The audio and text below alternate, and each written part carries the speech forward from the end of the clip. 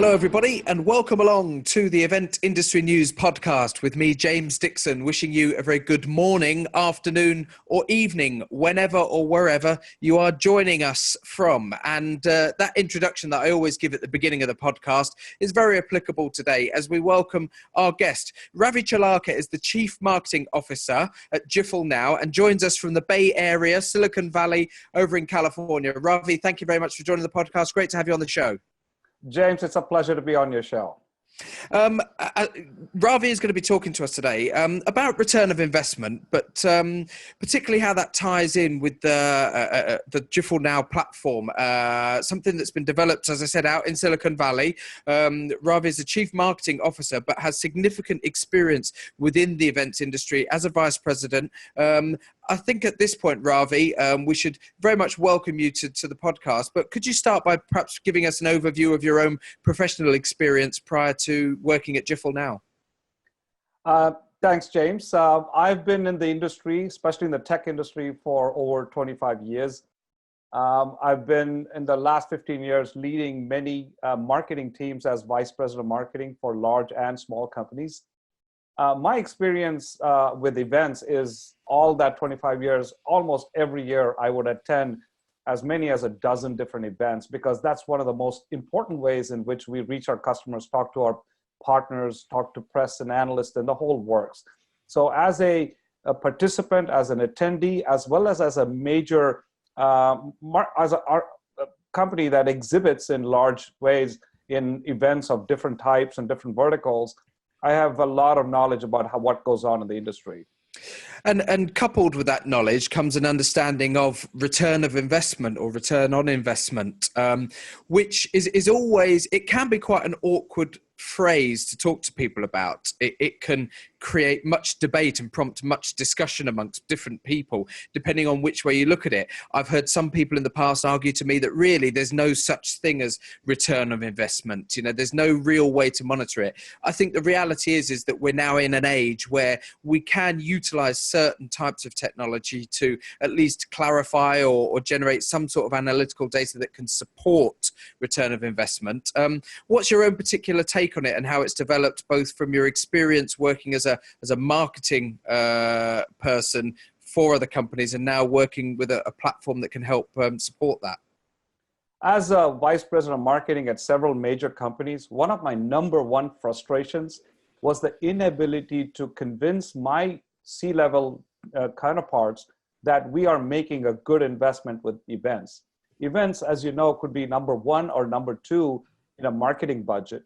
Mm-hmm. And it has been a frustrating experience trying to show that the leads that we collect or the awareness that we create is actually turning into business value. So the CFOs are not convinced that we have been doing a very good job as a marketing organization or as an events organization to prove that the millions of dollars that are being invested are actually producing a return. The good news now is, now with new technology, especially driven by software, that problem is a thing of the past. Mm. It is no longer enough to say we scanned 1,000 leads at a show. It's no longer enough to say we were present in a big way at the front of the exhibit floor, or it is very important to show how much traction we have created through the investment, and that is where the return on investment comes in, even down to the dollar value of the investment that we've made to what is the return can be done because we have software. In the world of Uber, Airbnb, and all the software that's going on, events is prime target for a software-driven ROI. Absolutely. I find that there's a certain irony or paradox, depending on what you want to term it, when it comes to looking at ROI, particularly with exhibitions that feature tech companies or anything that is considered to be a new innovation in any particular marketplace. Because anything that is considered to be new and just being launched is going to take time to populate within an industry and within a sector. That means you're not going to see immediate sales as a result of it. So it's potentially very, very difficult to track ROI from new products that are being launched at exhibitions. This to me has always been why it's such a tricky subject to focus on, because you could get business 4 or 5 years down the line that ultimately can be led back to your presence at a particular exhibition, but you may never know about it. That's a true statement. But remember, for an ROI, when you make let's say $1 million investment at a major show like Mobile World Conference or Consumer Electronics Show, and you have a decent sized booth, by the way, $1 million doesn't go a lot lately for a large booth, but there are multiple reasons why you get there. You have existing business, you have existing prospects and customers where they're in the different stages of the sales cycle. A sales team really wants to know that if marketing and events can help them progress and advance that sales cycle further along to closure. Not everything is going to close at the end of the show or end of a meeting, but there are several meetings that happen. In an event, you have a better opportunity than in any other opportunity where you not only have the executives there, you have the demonstrations there, you have the sessions there, and that people are wanting to learn about the companies. So the main thing is advancing sales cycle is the number one priority of an event. And so some of them can close, but a lot of them can be measured on how much improvement we made in a deal that is, let's say, 50% probable of closing to an 80% probable of closing. That's an ROI we can measure. Absolutely. And when we talk about those meetings and those deals happening, they can only happen when people do meet each other, when two parties link up in a physical capacity to actually sit down and talk business. That can be done over email, but ultimately what that is still is direct contact between two parties. But that's got to start somewhere. And I suppose at this point, this is a good point to sort of identify what Jifflenow is and where you guys sit in that marketplace, because this is a platform that's come about in order to aid those initial meetings, isn't it? Absolutely. So I want to introduce the concept, which has now become very popular with hundreds of companies that are our customers already, especially the Fortune 5000. It's called the Meeting Automation Platform. But let me actually, before I explain that, talk about, you made a good point about you have to meet people. 80% of the value comes from 20% of the meetings, not with all the scan badges that get it. So we all know that. So by maximizing the number of face-to-face meetings, which is a sit-down meeting or showing a demo or a session, is the greatest way to increase your return on investment in a big, big, big way. If we can meet 500 customers that have been pre-scheduled ahead of time, because the ability of doing that and having a sit down with the right participants, both from the internal company and from outside the company, you're able to now demonstrate value in that engagement that you had. Now, to do hundreds of these meetings, it's next to impossible to do it manually. You usually hire 2 or 3 coordinators who don't know much about the topic or the technology, but they then are here to basically administrate the scheduling of it in a manual fashion. Now comes the platform called MAP, Meeting Automation Platform. This basically engineers, let's say you start off 3, 6, 12 weeks before the event, a major event, the salespeople can, from within their CRM platform, schedule their meetings, request meetings, and this process goes through a lot more smoothly. So what we find is customers who use a meeting automation platform are able to increase the number of face-to-face meetings at an event by somewhere between 40 and 100%. Yeah. Within the first year. They may go to 5 big shows or maybe 15 shows. But the net effect of all that is, instead of meeting 500 customers, very soon they're meeting 1,000 customers, and that can be attributed to the return on investment. It's all possible because a meeting automation platform does 3 things. You can pre-schedule meetings, you can manage meetings during the event, and you can, after the event, analyze the data because it's all connected. Do you think that the mentality that this affects is going to have a positive impact? And when I talk about the mentality, I mean that if you or I visited a trade exhibition tomorrow and we registered, we got our badges, and we just walked around the exhibition floor and we visited a number of different stands or booths, we could speak to people on an ad hoc basis as we're walking around. They would be what I would consider to be quite informal discussions. You've just walked up to somebody, you've asked for some information, you're unlikely to do any sort of significant business in that first instance. The flip side and the alternative that's now being presented is that from a mental point of view, if you're making that meeting a more formal process, it's something that you have a schedule for, you can see when you're going to meet these people, mentally you're going into that meeting prepared to potentially do business, aren't you? 100% correct. You hit the nail on the head. when both the internal audience, let's say an executive or an expert, and the external audience come into a meeting prepared, knowing the agenda, the purpose of the meeting, what are they there for, and you can operate much more efficiently because you have the right people in the meeting, they're coming prepared, and they know what's the reason why they're sitting there, so it's all going to work better. Mm-hmm. Just like our conversation right now, we had a preparation. We had someone coordinate what is the topic we're going to talk about. That way we deliver value to each other as well as the audience that you're speaking to. It's all in the preparation. And that's what a meeting automation platform does a really good job on. Because I've again, this is an opinion. I often throw my random opinions out on this podcast that could be complete garbage to people listening in and shouting at me. But I think that the best technology that we see deployed in any industry, but you know, the events industry is where we work, is one that has identified human behavior and how we interact and how we behave, and utilizes technology based on how human behavior has been analyzed and looked at. If we try and break people's habits or mentalities, or try influence to do something that they're not habitually used to doing, then the technology will fail. If what we're doing is actually playing to the mentality of people and how they think naturally, that's going to help. And that ties back into what I said about if the meeting is more formal, if somebody is presented with a meeting schedule, then naturally their instinct is going to be more inclined to do business with somebody rather than just picking up a leaflet or having their badge scanned.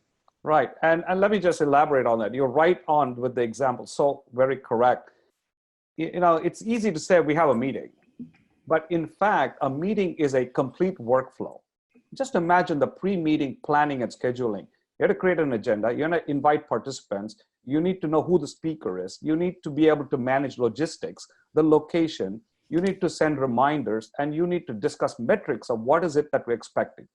During the meeting or before, just on the day of the meeting, you need to check in attendees. You need to manage content. You need to make sure that all the right people are there and track progress. If the CEO is supposed to visit, make sure that he's saying, come in and saying hello.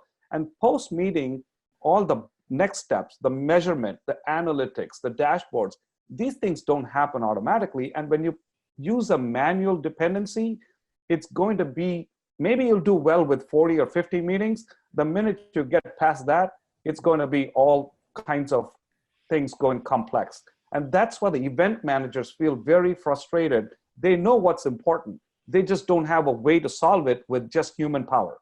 Sure. Is this type of platform targeted at event organizers to be deployed by them as an organizer and as an event? Is it intended to be used by the actual exhibiting companies, or is it a combination of both? I'd say ultimately it's going to be the combination of both, but we have had majority of our success initially with exhibitors. They have a set of meeting rooms either at the exhibit floor or in a hotel nearby. Mm-hmm. And they have sessions and they have demos. They want to make sure it is maximize the usage value of that one.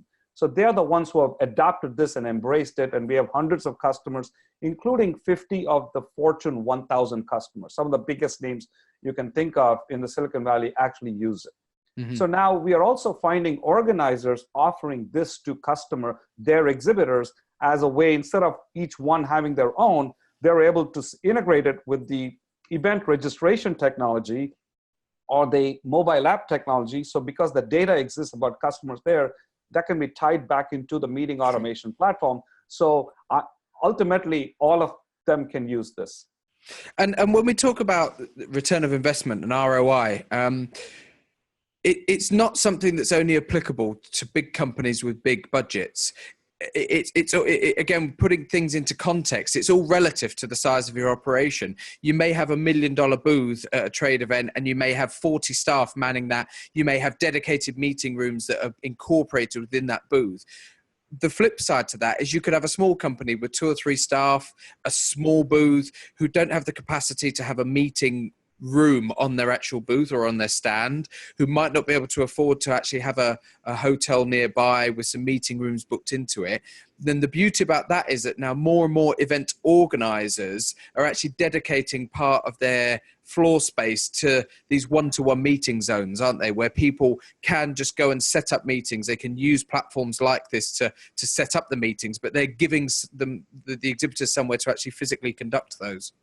That is correct. That's where we see the market adopting in a much larger scale, when organizers enable their smaller exhibitors, instead of each one buying their own platform, they have somebody provisioning that for them, and they can utilize the 20 or 30 meetings that they want to schedule when the large exhibitor is scheduling 500 or 1,000 meetings in a single 4-day event.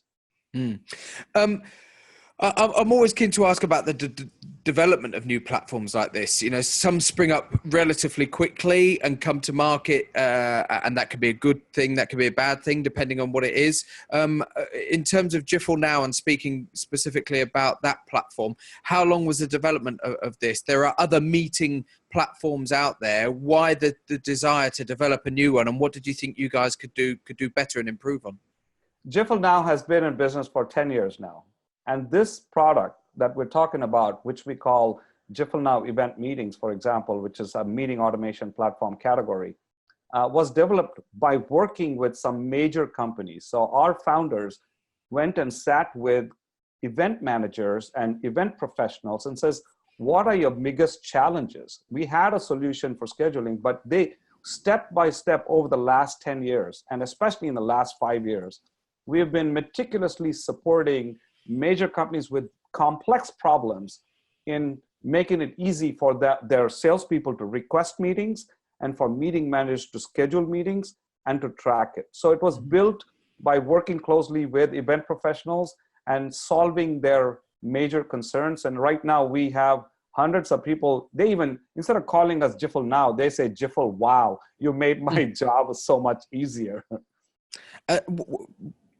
ROI, and going back to this subject, is all about being able to tangibly trace business back to a certain point, you know, the genesis, if you will, of where that sale ultimately came from. When we look at the analytics that can be generated through this platform, how do they manifest themselves? You know, how would somebody actually be able to look at all of the meetings that they've set up using this platform and actually be able to say, right, okay, well, here's the data that we generate from that? There are several types of data. The basic data that an event manager wants to provide is, you know, I had 10 meeting rooms, I had 12 demos, or whatever the name is. How efficiently were they utilized? How many real prospects came in? When you're able to track that, you're able to say, I invested in $500,000 or $1 million. Here was the return on investment, the number of engagements we had that were recorded. But the most important thing is, when a meeting is pre-scheduled, the requester sends out the dollar value of the reason that that meeting is happening. Let us say I have a customer, Disney or GM, coming in for a meeting. I, as a sales guy, will say, hey, this is a $500,000 deal, or this could be a $3 million deal.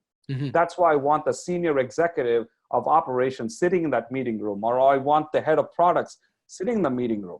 Now, when that meeting happens and you have 20, 30, 100 of those meetings, I can now say the value that of the meeting was X number. We call that influence revenue.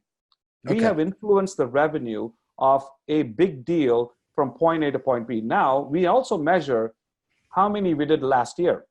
If we had 100 meetings last year, and this year we're doing 250 meetings, the incremental reason was because you have an automation tool that helped you increase in a dramatic fashion rather than the norm. So we can take only the increase and see the value of the deals that were there and attribute a influenced value to the event manager, which can then report up to the CFO, and the CMO says, look, we've delivered. I'll give you one example of a company.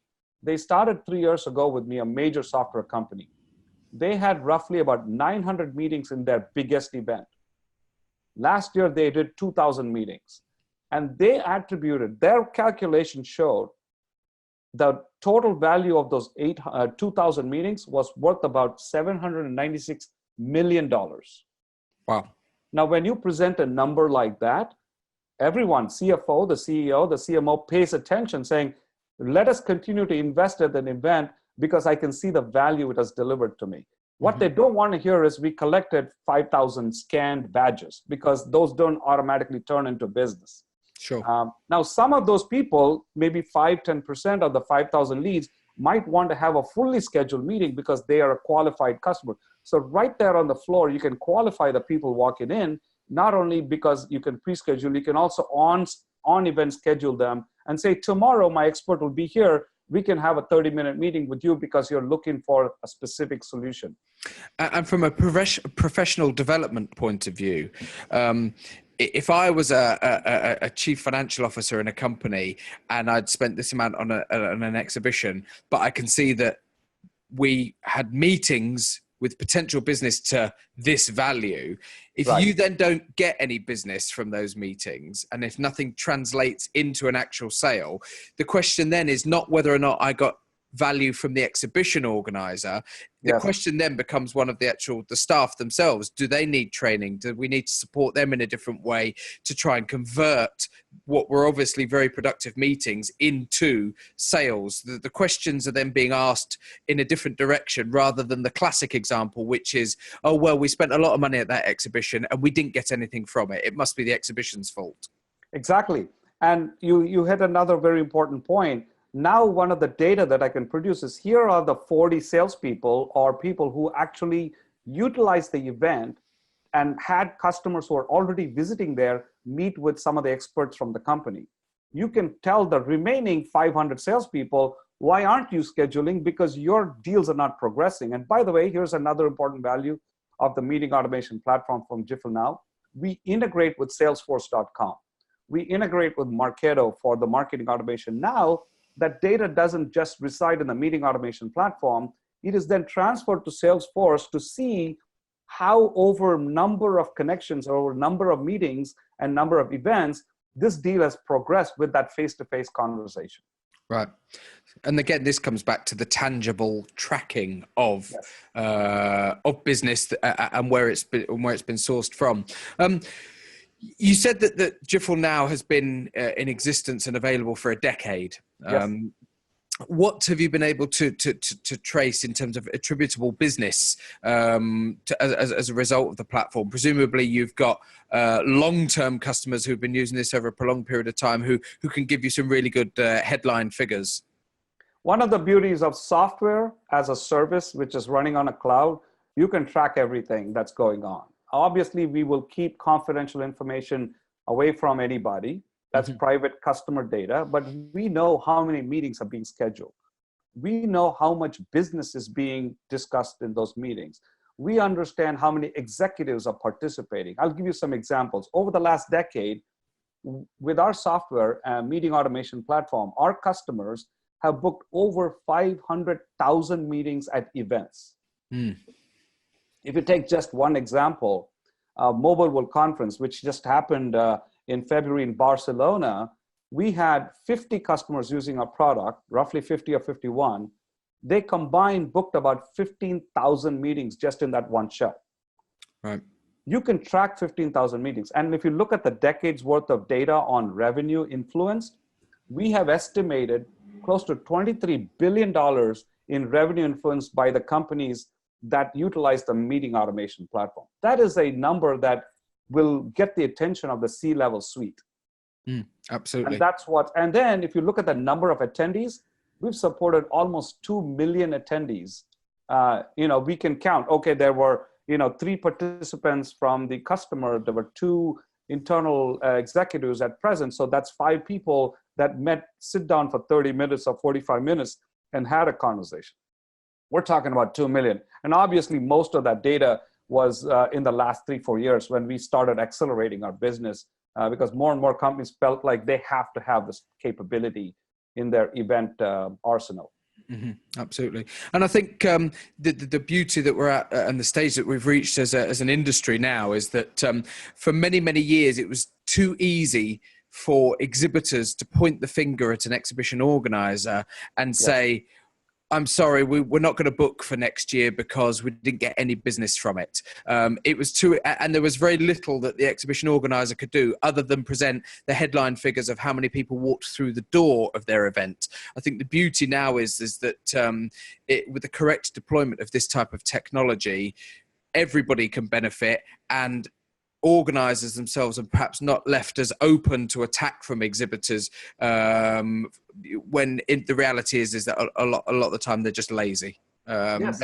That's the reality of it. A lot of historically, exhibitors have been lazy and they haven't worked as hard as they should have done to generate business. That's the sad situation it's come down to, because they feel helpless. They're working really hard. I'll tell you, event professionals are probably the most hardest working people.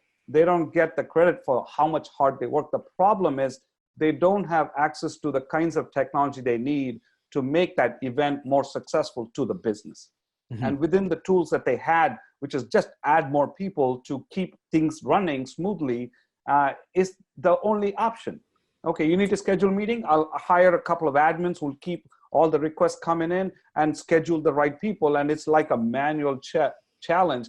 The need right now is to be able to move to the next level and be able to automate a lot of these processes and show the value that we're able to get. So I think the event professional that sees a map technology will say, oh my God, how did I run my business without such a thing? And I'll give you one more important. I've been a VP of marketing.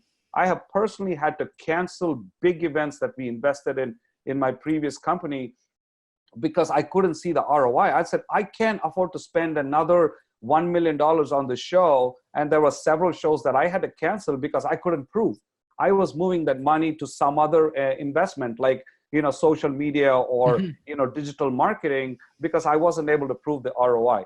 Now, with this capability, you're giving the event professionals one of the best ways to be able to convince management as to why it is that this is one of the best investments a company can make.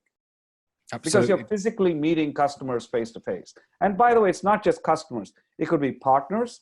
It could be suppliers. It could be analysts. It could be the press. It could be the media. All of these are influencers that influence. Now you can track the result on this one.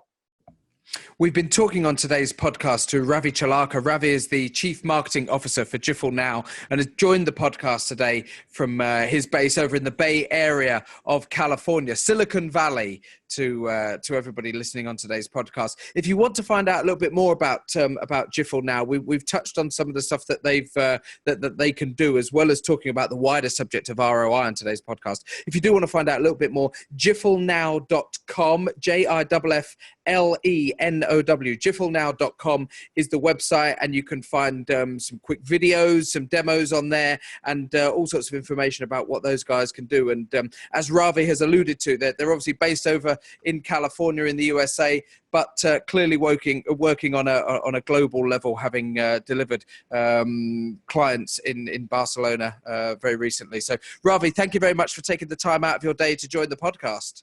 Thank you for having me, and have a great day, all of you, and for you listeners.